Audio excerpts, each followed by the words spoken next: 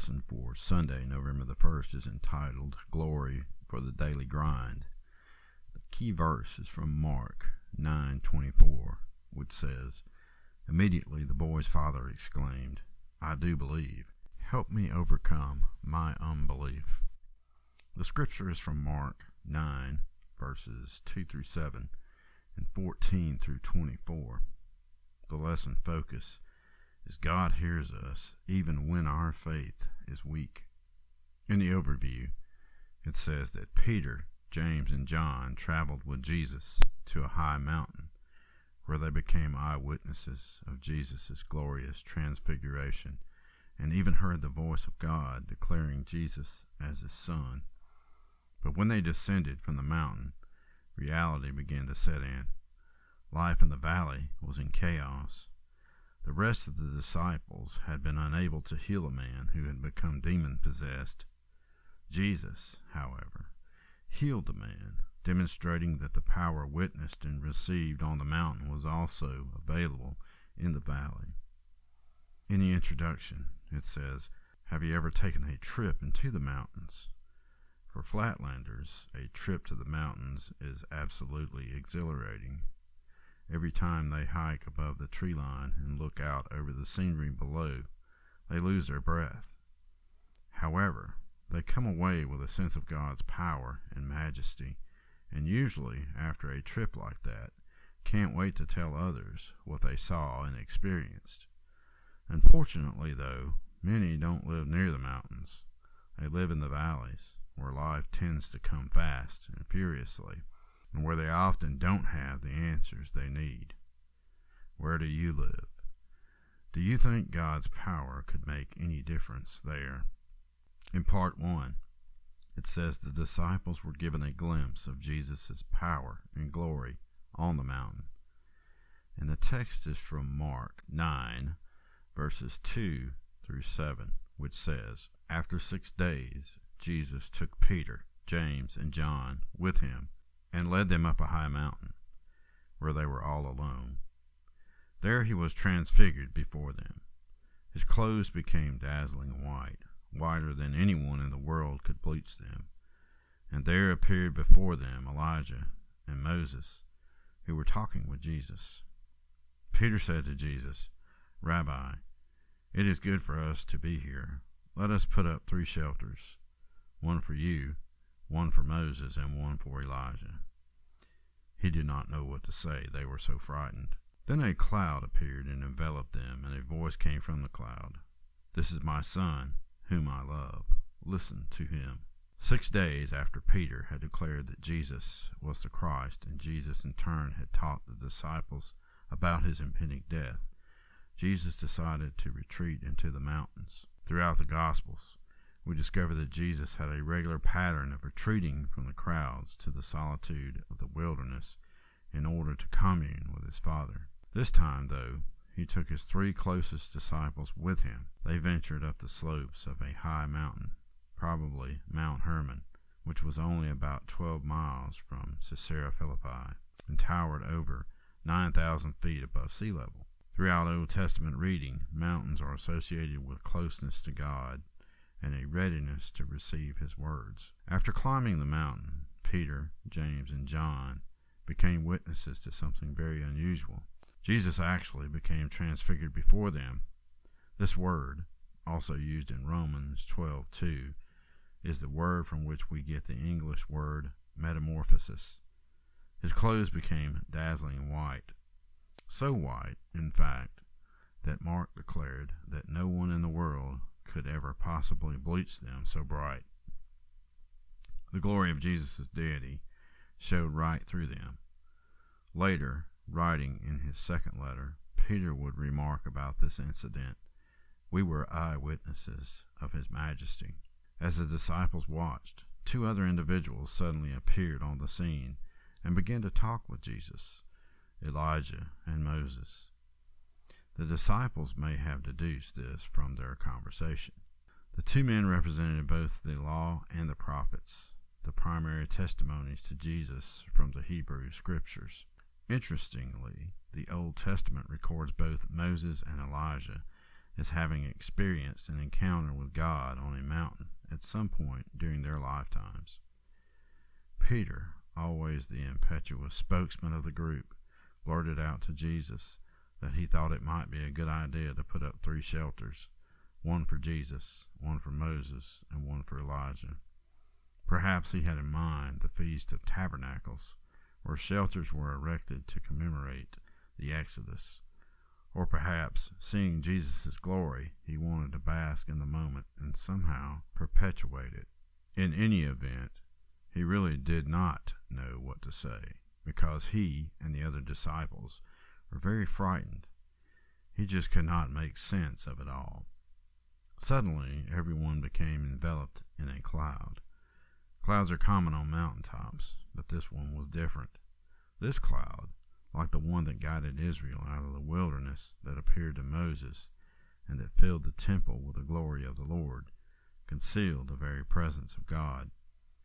Then a voice spoke out of the cloud, saying, "This is my Son, whom I love. Listen to him." The voice of God was confirmation of what Peter had just declared 6 days earlier. It was also a declaration that Jesus was indeed the fulfillment of all that was spoken in the law and prophets. After witnessing the glory of God, the disciples wanted to build shelters and stay there. But experiences on the mountain are meant as preparation for what will ultimately happen in the valley, the real world where we live. In part 2, it says that belief in Jesus unlocks the power and glory of God. And the text is from Mark 9, verses 14 through 24, which says, "When they came to the other disciples, they saw a large crowd around them and the teachers of the law arguing with them. As soon as all the people saw Jesus, they were overwhelmed with wonder and ran to greet him. 'What are you arguing with them about?' he asked. A man in the crowd answered, 'Teacher, I brought you my son who is possessed by a spirit that has robbed him of speech. Whenever it seizes him, it throws him to the ground. He foams at the mouth, gnashes his teeth, and becomes rigid. I asked your disciples to drive out the spirit, but they could not.' 'You unbelieving generation,' Jesus replied, 'how long shall I stay with you? How long shall I put up with you? Bring the boy to me.' So they brought him. When the spirit saw Jesus, it immediately threw the boy into a convulsion. He fell to the ground and rolled around, foaming at the mouth. Jesus asked the boy's father, 'How long has he been like this?' 'From childhood,' he answered. 'It has often thrown him into fire or water to kill him. But if you can do anything, take pity on us and help us.' 'If you can,' said Jesus, 'everything is possible for one who believes.' Immediately the boy's father exclaimed, 'I do believe. Help me overcome my unbelief.' Upon coming down from the mountain, Jesus and his inner circle of disciples met the rest of the group, who happened to be caught up in a heated dispute. Various teachers of the law regularly followed the ministry of Jesus and his disciples because they were concerned about his claims of deity as well as his popularity. On this occasion, with Jesus gone, they had begun to argue with the disciples, and a large crowd was caught up in the disturbance. So Jesus asked what they are arguing about. The argument centered on a boy who had been brought by his father to the disciples for healing. The exact nature of the argument is uncertain, although it likely revolved around the question of the disciples' source of power and authority to heal. The father indicated that the boy was possessed by an evil spirit that had robbed him of his speech. It would throw the boy to the ground, where he would foam at the mouth, gnash his teeth, and become rigid.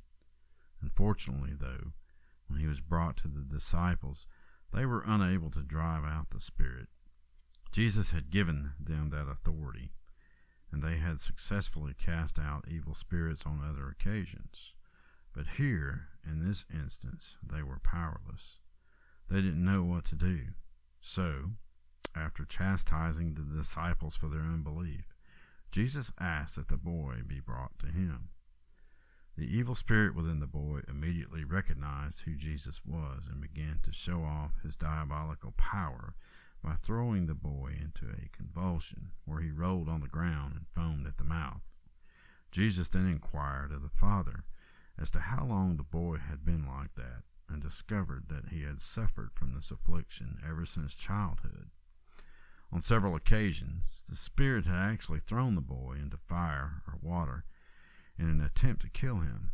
Needless to say, his father was desperate, so he cried out, "If you can do anything, take pity on us and help us." Jesus immediately picked up on the Father's "if" statement.